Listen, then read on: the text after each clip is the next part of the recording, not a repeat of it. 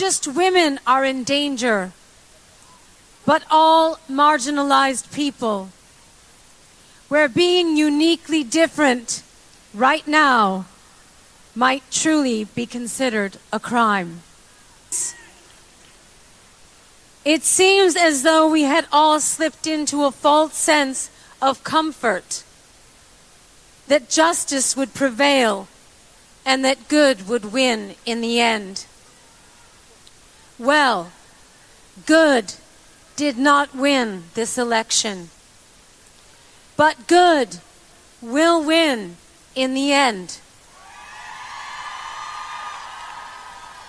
So what today means is that we are far from the end. Today marks the beginning of our story. The revolution starts here. The fight for the right to be free, to be who we are, to be equal. Let's march together through this darkness, and with each step, know that we are not afraid. That we are not alone. That we will not back down. That there is power in our unity, and that no opposing force stands a chance in the face of true solidarity. And to our detractors that insist that this march will never add up to anything, Boston Red here with Friday Java, a weekly magazine of political theory, polling, and commentary. It is part of the history called people that make up this fascinating journey. We are part of the Obama network. For that, we make no apologies. What we pledge to do is give you the facts on a bridge to history, what body politics is, the most up-to-date theories of political science and psephology. Stay tuned for this incredible ride. Boston Red, peace out. This is Friday Java on the 24th of August, 2018. Our last program for the month of August as we move along, I believe. I'll check that out and make sure of that right now. The calendar, as one would say, sort of moves along here. We will have one more program on the 31st. You have to always check these things. Nonetheless, beaming to you from WBRN Radio and on the Boston Red Network at bostonred.org. We're continually improving that site, and no matter how slowly. Our last production was the prisoner strike, and it is on till I believe this 9th of September. Prisoners or inmates throughout the United States are on strike, at least in 17 states. That news comes in slowly. On the week when was, tomorrow night, we'll have more information and try to get some updates on the prison strike. Out in Iowa, the horrific murder of Molly Tibbetts, a 20-year-old student from the University of Iowa, was a tragedy, no doubt. It's now playing out in the courts.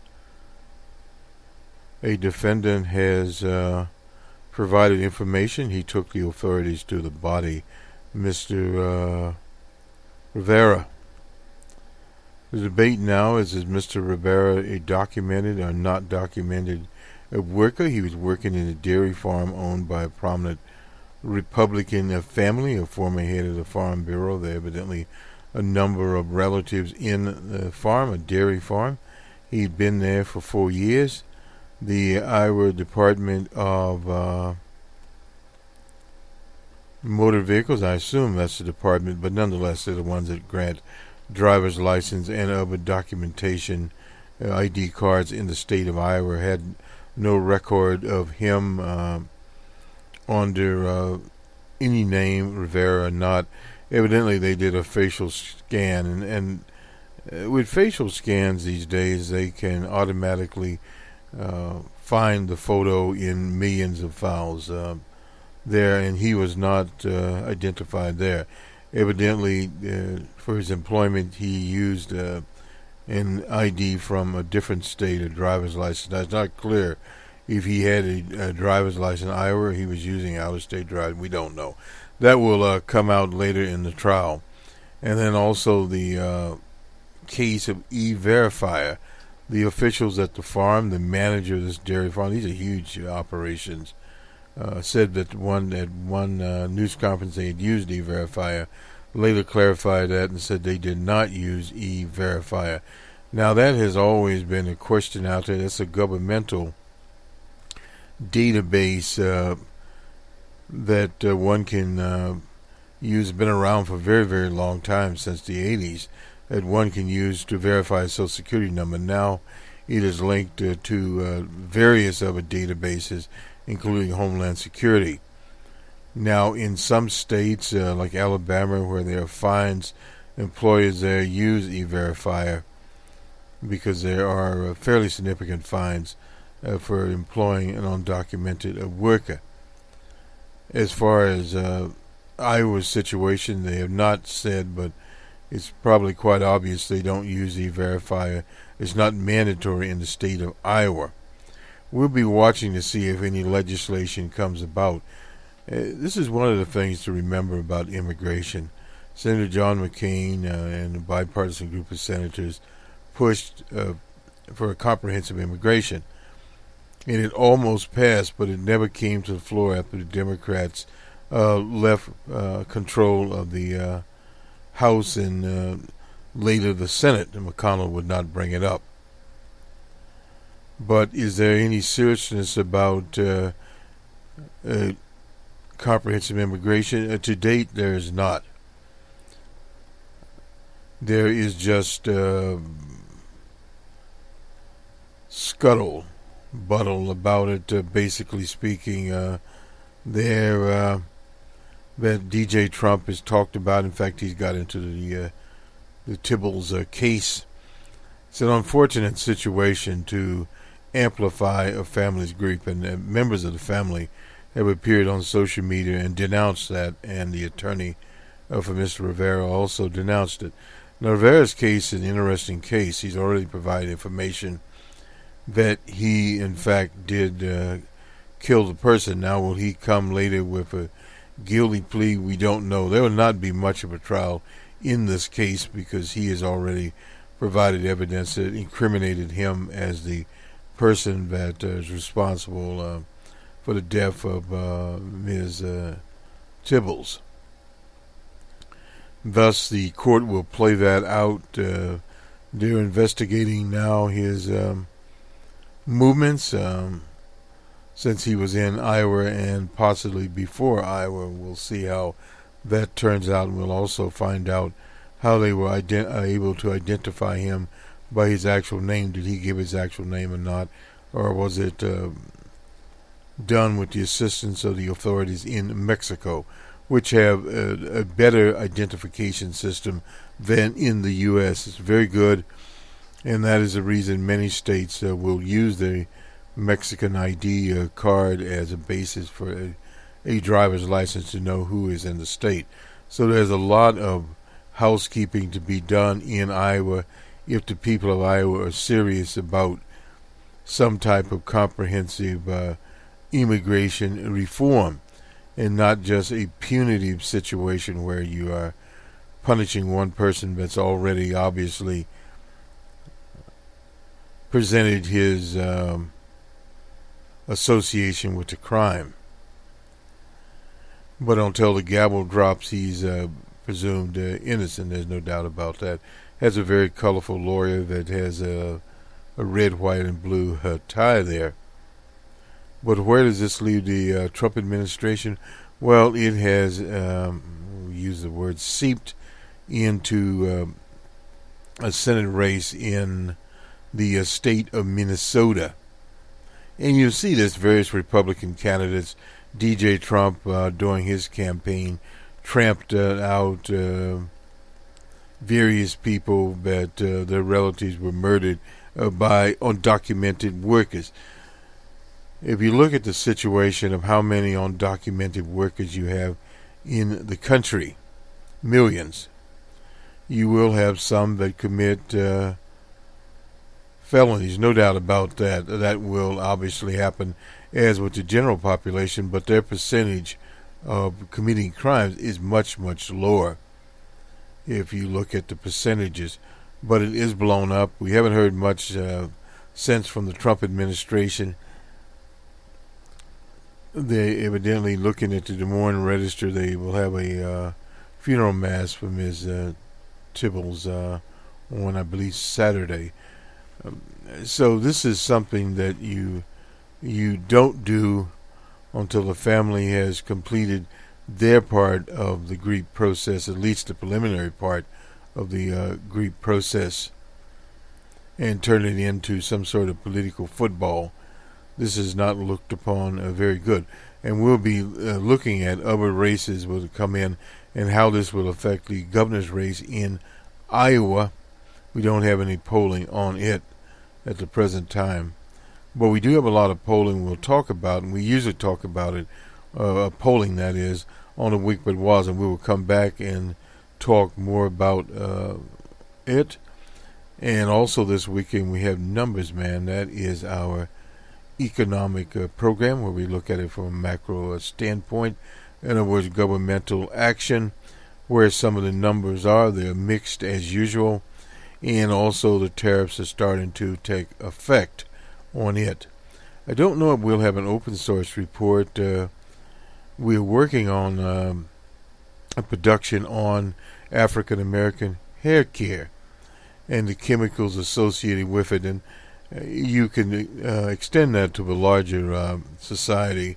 But many of the hair care products, dyes, etc., that women and men use are carcinogenic, and we'll look at these, and hopefully we'll have the ad lady Emma Young out of Chicago, because she worked with a number of hair care product companies over the years.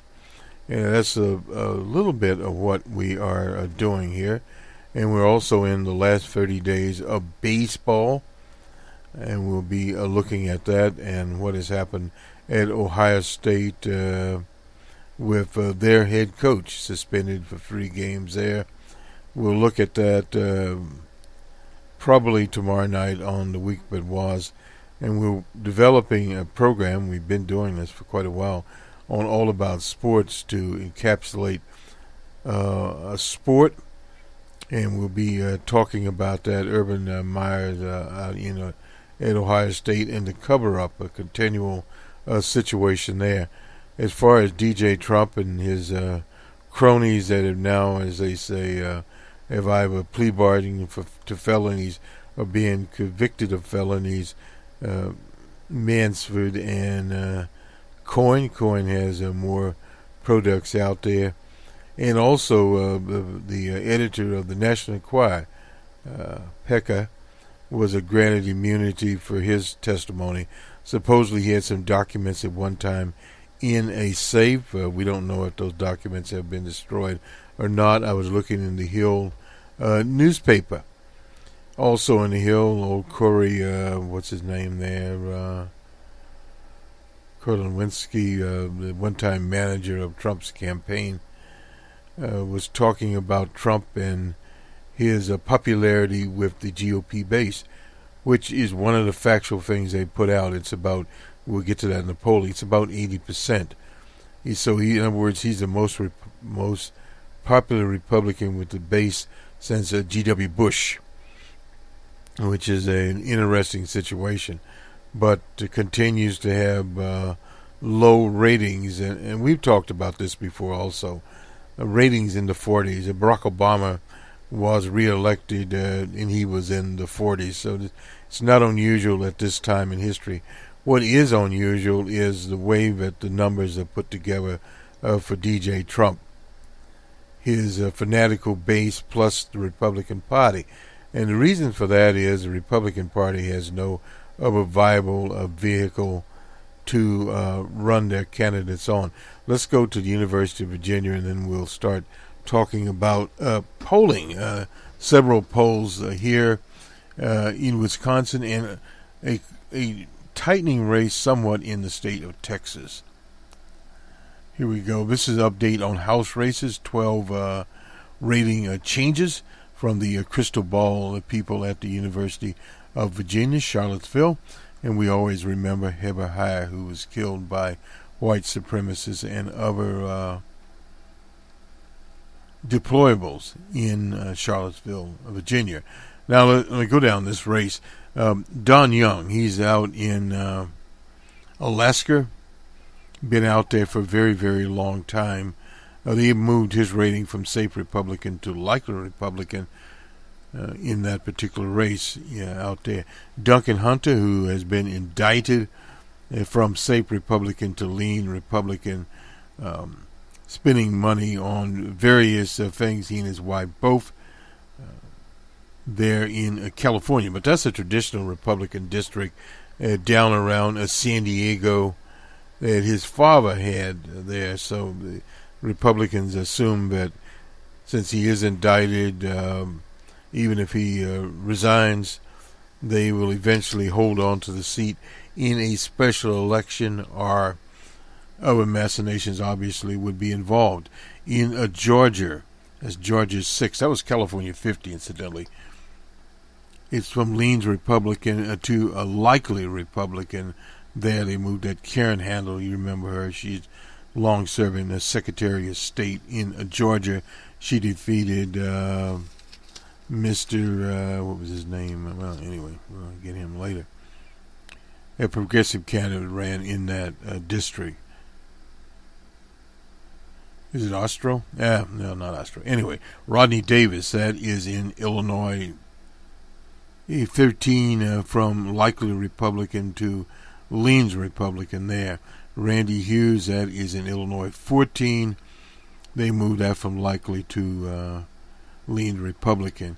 An open seat in North Carolina, 9, they moved that one from a toss-up to lean Democrat.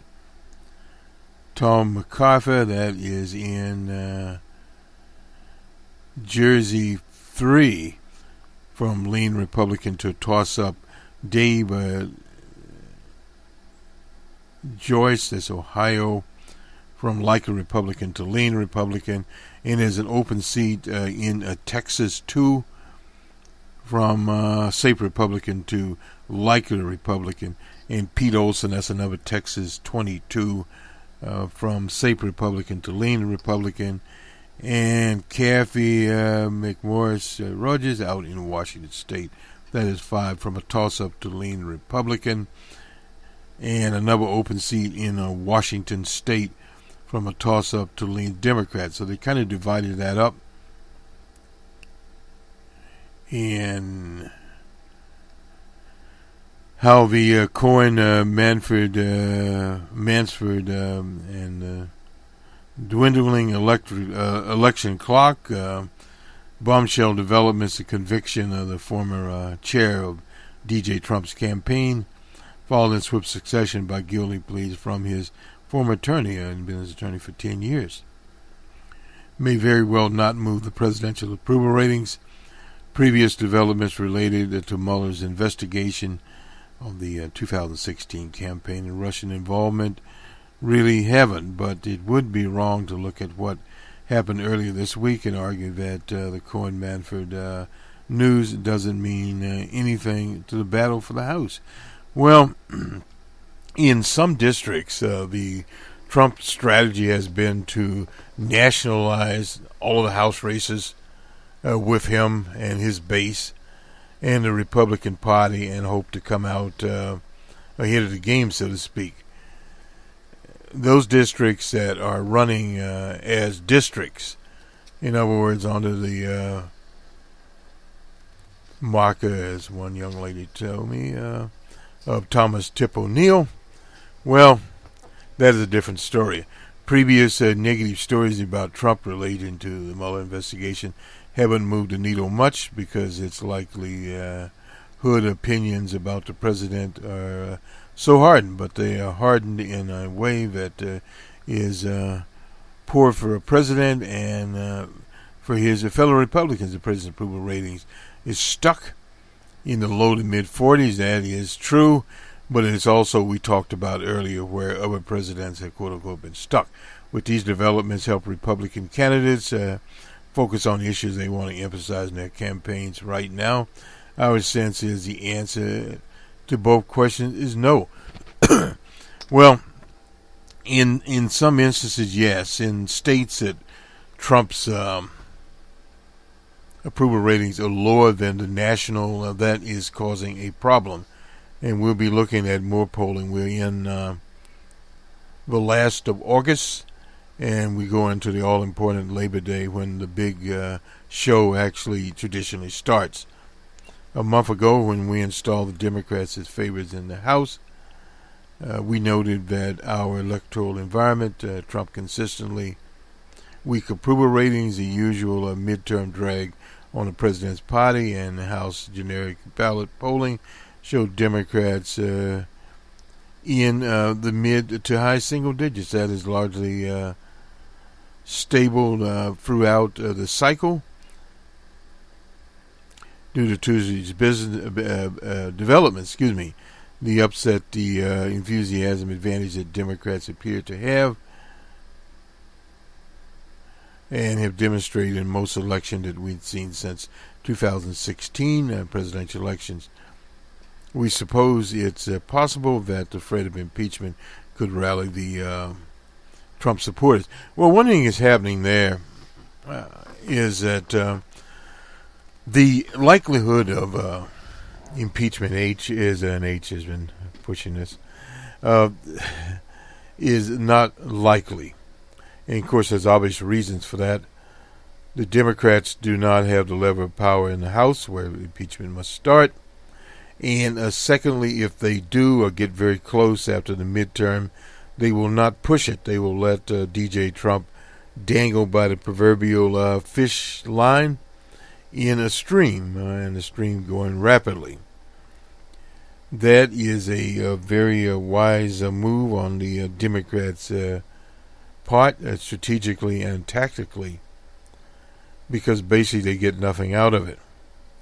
As far as impeachable offenses, high crimes, misdemeanors, etc., well, we'll let you judge about the high crimes, misdemeanors involved there. Trump has said that paying hush money during a campaign does not violate election laws. Anyway, so much for that. In the space station, the rating changes, we'll get to those. We'd rather be the Democrats and the Republicans in the race. Well, but the overall picture is murky enough that it would be we wouldn't be shocked if the Republicans held on to the majority or by with a significantly reduced numbers, and that is shaping up there. The Republicans won 241 seats in the House. The Democrats 194, with 105 seats now at least leaning to the Democrats, but essentially means the Florida Democratic gains this year would be 11, assuming the Republicans win every toss-up, and we are reasonably confident they will not happen. So this is some of what's going on in the 9th. North Carolina 9th has long been looked an attractive Democratic target. The district covers some of the Charlotte suburbs, extraburbs, and east into rural territory, Trump territory. Have a weak incumbent in Pittenger, who lost the primary to Mark Harris, a former pastor with a history of controversial comments. So that district looks a little bit better. And meanwhile, the Democrats recruit a strong recruit in Marine veterans Dan McCready, who holds a huge 6-1 cash advantage. So possibly McCready can pull that out. Out in Washington State, one benefiting Republicans, one benefiting Democrats, that is Kathy McMorris Rogers, the fourth ranking in the leadership, only in title, from lean Republican to toss-up on account of two primary results that look promising for the former state Senate leader Lisa Brown. McRogers, a very credible challenger. We note in time that the Republicans said the numbers should improve for McMorris Rogers. If they did, we would revise their rating. In Brown, the only Democrat, plus Rogers and a few other Republicans, including one candidate running as a Trump populist, was 54.6 to 44.4. Republican Brown could make up that gap in the fall, but it would be a fairly large improvement in the district that is clearly right of center. Trump won it by 13 points. And that is a features a well-heeled incumbent. Now,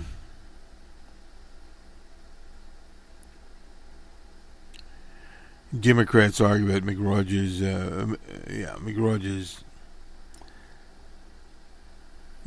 Rogers, you'll get it right in a minute, has always thrown the kitchen sink at Brown, having so far outspent the Democratic challenger by 2-1.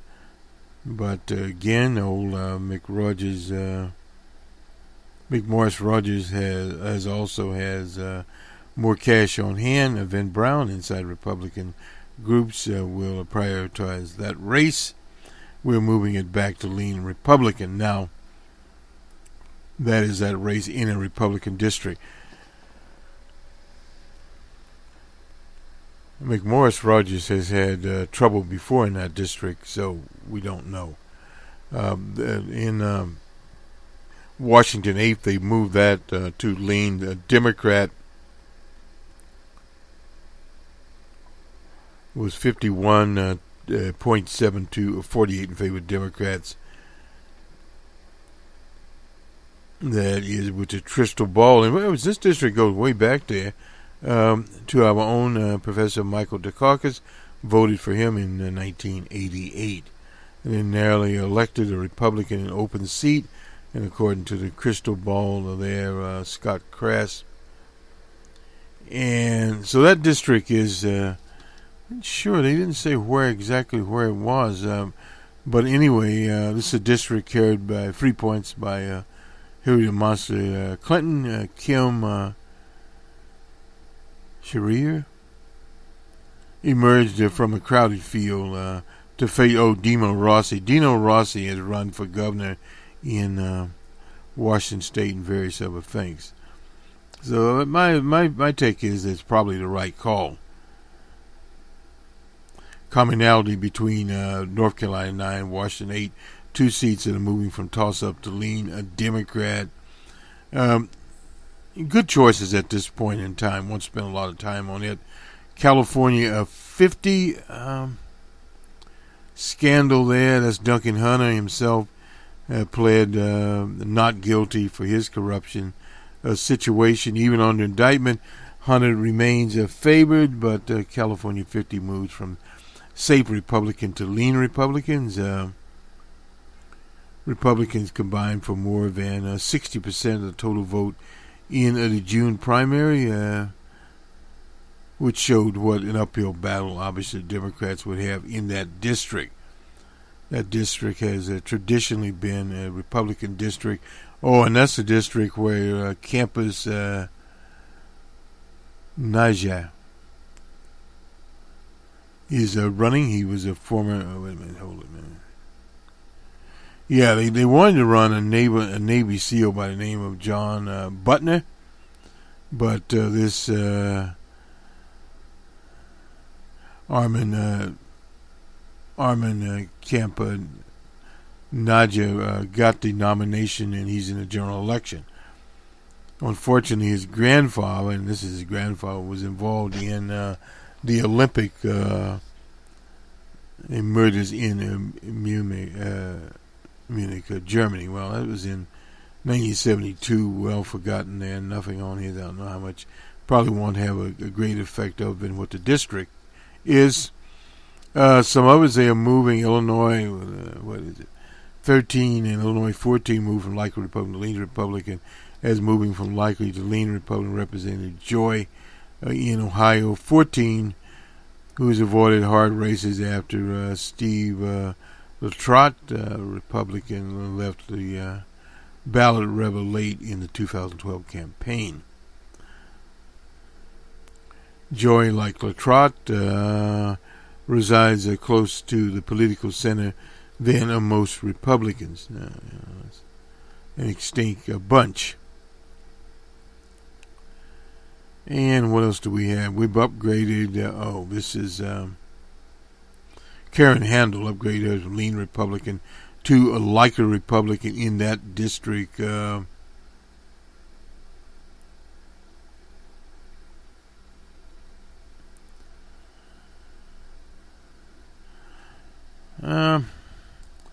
Well, let's see. The Democrats are targeting the seat. Representative Robert Woodall. Woodall's campaign, ex-Senate Budget Office Director, anyway, recently released internal poll. Woodall at 46 to 44 partisan surveys should always be taken with a grain of salt, no doubt about that. Anyway, nonetheless, Georgia 6, where that is, as Democrats anyway.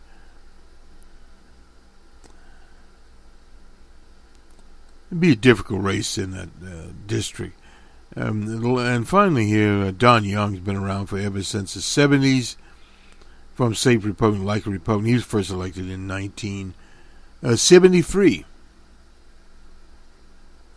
Drew a spirited challenger from Elise Gavin, an education advocate who was running as independent, but was just nominated in the Democratic primary. Young should be fine, but the race is also a challenge to their running. It's residing in New York. So that is basically where they are. Let's go to the polling here. And we spent a little more time than we thought we would on that. But anyway, let's go to the polls. This was on Thursday. This is NBC Maristpoll University. Ballot has Casey ahead by 15. As in the Republican Senate battle there in Pennsylvania. In the Senate race in Virginia, Keene is ahead by 17. It's not really a race so far. Murphy in Connecticut the same, 28 points there. The governor's race, Lamont ahead by 16. That's Quinnipiac. We'll get them in Pennsylvania. The governor's race there, Wolf's ahead by 14 points. The approval rating at 46, Rasmussen, nothing new there. Reuters has, this is DJ Trump's approval rating at 43, and generic ballot, Democrats ahead by 4, according to Reuters Ipsos. And, well, we won't even get into their situation. And on Wednesday, a lot of polling there. Marquette had Tammy Ball, and in the Martin area had 2. We'll get to that in just a minute here. Out of Florida Atlantic University, Scott's ahead by 6 over Bill Nelson. And Quinnipiac poll out of Jersey, Robert Mendez up by 6 in Jersey. The Suffolk poll, the Minnesota special election, this is for the remainder of Al Franken's term. Lisa Smith ahead by 7 points there over Housley. In the Minnesota Senate race, Amy Klobuchar way ahead by 20 points. In Texas, this is the NBC poll. Cruz by 4 points over Beto-O'Rourke. We'll get into that one. The Minnesota governor's race by Suffolk. Walls ahead by 5 points over Johnson. Another one, the Republican primary in Florida. This is Florida Atlantic University. DeSantis by 1.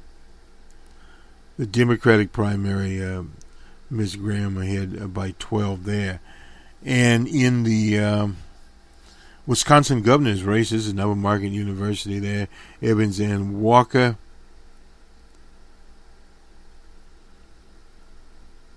Tied at 46-46. We'll take a look at those. The Texas governor's race, Wheelchair Abbott is way ahead, 19 points over Valdez. In Illinois, Patziker over Remus, up by 16. Remus is basically done. And let's see what else we have here. This is actually Wednesday's polling here. We're looking at some of it. I guess we got everybody. Yeah, let's have it and Abbott. Okay, we can look at some of the polls themselves. This is from NBC. By just 4 points in Texas. This is a race that started out. Ted Lion Cruz is way ahead. Now he's at 49, and Beto O'Rourke is at 45.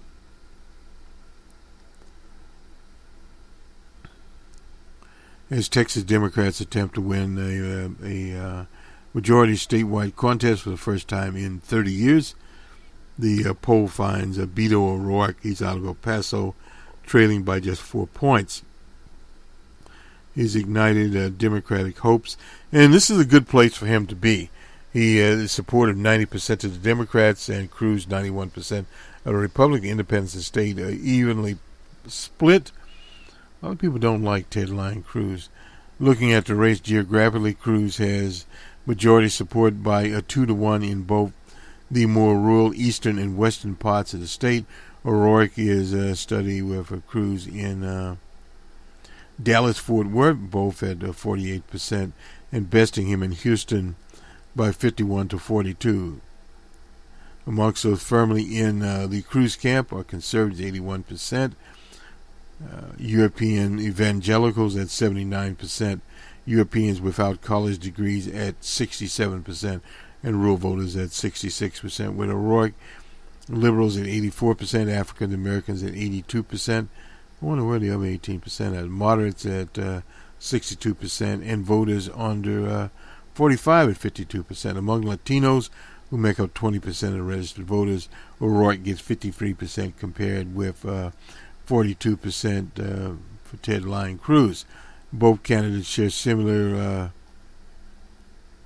intensity among supporters. More than 6 in 10 voters say they strongly support their candidate. 63% for O'Rourke and 65% for Cruz. Let's see. Independents, we got that they're split evenly. And what else? We got Latino vote. So that is the NBC poll here. The Florida Atlantic University here. The Democratic primary here. Former Representative Gwen Graham. She's the daughter of the former governor and Senator Bob Graham. Has watched her share of the vote grow from 15% in May to 20% in July and 29% in August. Her main rival is Phil Levine. He's out of the mayor of Miami Beach. The Senate race contest, Rick Scott saw his number tick up 1 point from 44 to 45. Bill Nelson ticked down 1 point. Margin of error here is 3.4%. So Scott is leading in popularity with 48% approval rating and 13% disapproval rating, 16% undecided.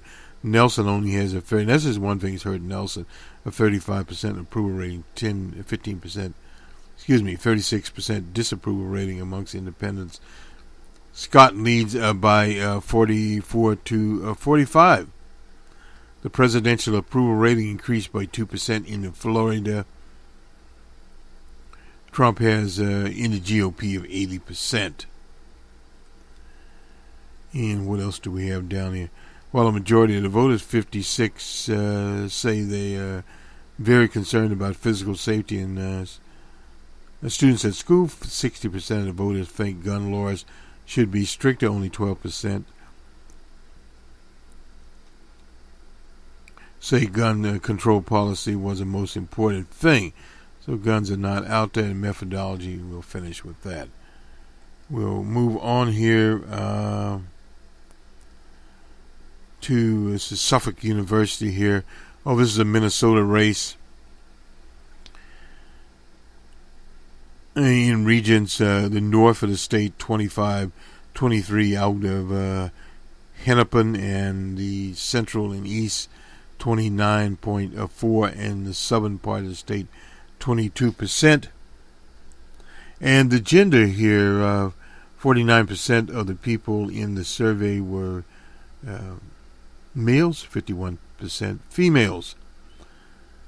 How likely are you to vote in the upcoming election for governor and U.S. senator? Almost certain, 90% in the survey. Which political party are you associated with? The DFL, 41.8%. The Republican Party, 33%. Grassroots Cannabis Party, 2%. The Independence Party, 19% there. The age category in this poll, I won't go over all of them, but the 18 to 24% is 5.6%. The 44 to 54%, 19.20%. The 55 to 64% at 10%. So it appears the largest percentage here, not by much, 55 to 64 in terms of age. For statistical purposes, can you please tell us your ethnicity? Europeans 90%, 90.4. African Americans only 3%, and there were 15 in here, and Asians 2%. A very small number of African Americans in this poll. Latinos 2.80% there.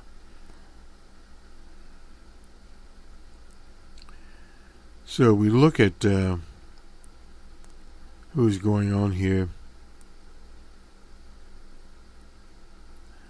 If a special election were held today, the candidates were Housley and Tina Smith,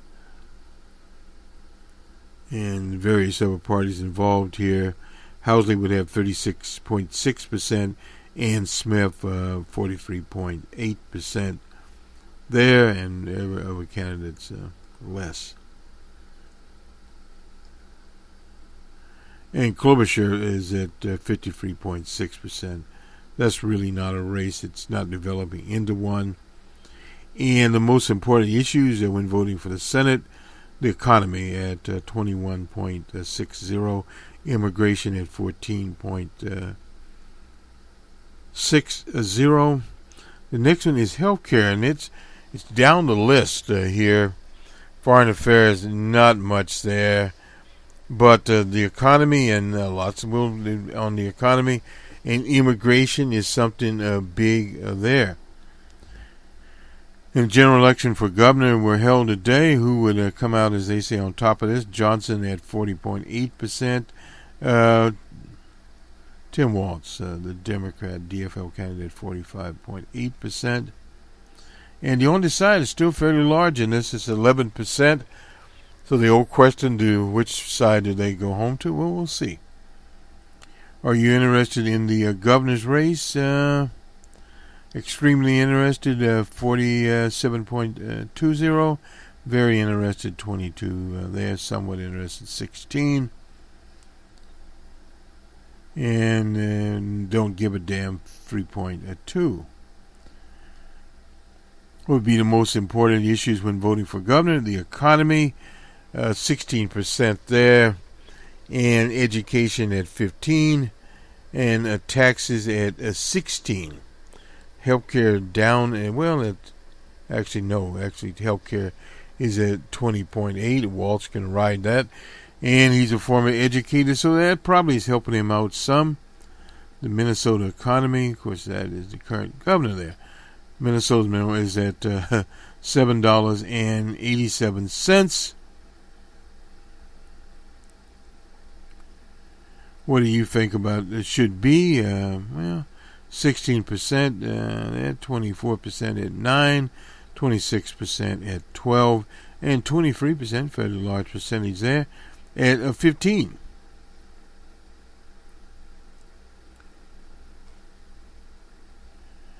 And want my vote to support is leading the nation. 31% wanted my vote direction in the nation. Let's see, what is that?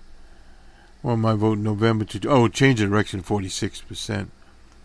Doesn't look too good there. And let's see here. A list of individuals for each. Please, your opinion as to their favorable, unfavorable ratings. DJ Trump, he's at 37.8. His unfavorable at 55.2. Tina Smith at 41%. Unfavorable at 20%. Not bad. Halsey, they don't know very much about her. Unfavorable at 15. Favorable at 25. Amy Klobuchar at 65. Blew it off there. Tim Walz at 47 there, and Johnson at 40. His unfavorable at 27, a little bit higher. Al Franken at 45.4 and 44.0. So pretty tight unfavorable. Mark Dayton, he's the president governor at 43 and 41.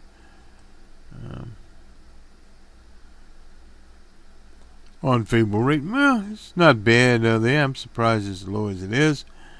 And do you think Minnesota is heading in the right direction? 53% said that.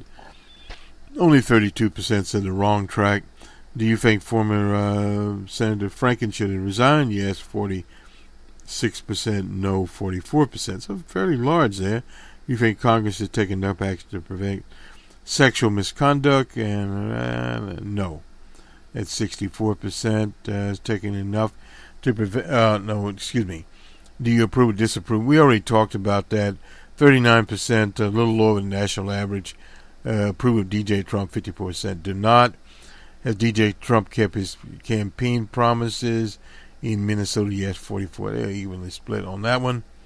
It is standard of living now. Better than 4 years ago. Yes, 33%. Worse, 11%. About the same, 53% 4 years ago. What good date was that? Anyway, let's see. We'll get the last one here. Did you vote? Rotating it. Hillary Clinton, 44%. DJ Trump, 42%. And the Green Party at 4.1%. More voted for Libertarian at 3.4%. Anyway, so much for that. And the Marquette poll, I think we talked about it. The Senate race at 43% for the incumbent there, and 49%, excuse me, and 47% for the Liefer Volkmar. While 3% say they lack a preference. That's fairly low, fairly close race there. This is the widest margin amongst registered voters surveyed in the poll. The race for governor, remains tight with Walker at 46, Evans, he's the superintendent of education, at 44, and Anderson at 7. There's a margin amongst registered voters in the Senate race. Baldwin receives 51 to Volkmeyer 53%. The awareness of Evans and Volkmeyer has increased amongst registered voters since the last survey.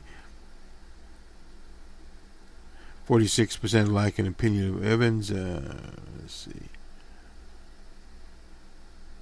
Walker is favored by 49% and unfavorable 47%. Baldwin has a 46% favorable rating, 42% unfavorable rating amongst likely voters, while registered voters 43% and 40%. Yeah, about a little better there. Poll was conducted August 15th through 19th, and it's 800 registered voters in the state of Wisconsin. Has a 4 percentage points margin of error. And let me see just a minute here. Did we miss anything in this poll that you should know about? No, not really. I think we got most of the information in the poll out here. And this is the Marquette University. Jobs and economy, the most important, 24%, and then education, healthcare coverage at 19 and 22. The others in the single digits: prisons, condition of state roads, the university system way down there, and the most important, second most important, was the economy and education. So education is very high. That's why Walker is calling himself, as Boss Walker, the education governor, when he did everything he could to destroy it. 53% of registered voters see the state as headed in the right direction, while 44% think the state is on the wrong track. Walker's approval rating amongst registered voters at 48%, disapproval at 45. That's 3 points there. The trend in approval is shown and likely there. In other words, the approval ratings a little better. He was at 49% in June of 2018. This is, I guess, Walker. And at 47% in March. He's now at 48%. Disapproval has basically been around 45, a little higher in the early part there. Period. And where the schools have stood very, very high. Their prisons, views of the president, well, his approval rating with Republicans is 87%. Disapproval rate is 9, etc. With Democrats, his approval rating is at 4 and 94% disapprove of him. Independents, disapproval at 52% in Wisconsin. Anyway, this does it for the polling part. We're running a little bit over here, and there's obviously some things we will not get to, will fall out there. Headline in the Washington Post: critics fear, and they've all been labeled critics, which is a disadvantage, is inflicting lasting damage on the judicial system. And dangerous and poisonous. This is critics blast Trump for backing white nationalist conspiracy theories on South Africa. This is that European farmers are being killed in South Africa. Hurricane nears Hawaii. We'll have this tomorrow night. A potential for devastating floods, landslides, on top of everything else. The Prime Minister in Australia, we'll get this in, was ousted by his party's Conservatives. And Trimble and the right wing of his own party, Liberal Party, which voted to make somebody named Scott Morrison the country's Prime Minister. Majority-backed Georgia County fires a consultant who proposed closing 2/3 of voting places. In Oakland, California, a schizophrenic felon, a European, is suspected of killing an African-American woman and wounding her sister. The Oakland police have found no tangible evidence of racial motivation. Crazy. Anyway, in Georgia, we'll have this story tomorrow night. It's been making the news. Football boycott. She blasts Urban Meyer. We'll talk more about Urban Meyer's tomorrow night. This will do it for us, the Friday Java on the 24th of August, 2018. Takeaways here. The House races are still in some flux. A little bit of improvement there for progressives. The Mueller's investigation got a shot from Mansford, and his conviction, I think it was on 8 counts and 10 down with 18 counts in all. And we also see the plea bargain, more important, of Cohen, the president's attorney, fixer, whatever you want to call him, for 10 years, and also immunity granted to some guy named Pekka, the editor of the National Enquirer. So these are some things that are sort of lurking in the closet, and where they go and what effect they have on the midterm election, very difficult to say. We'll in the coming weeks be monitoring DJ Trump's approval ratings. And our crystal ball model be looking at the 435 House seats. And our slide rule that we use, we'll have it busy also. And we'll be looking in Iowa as soon as we get some polling there. Have a good weekend, everyone. We'll talk to you tomorrow night on the week that was. Good day.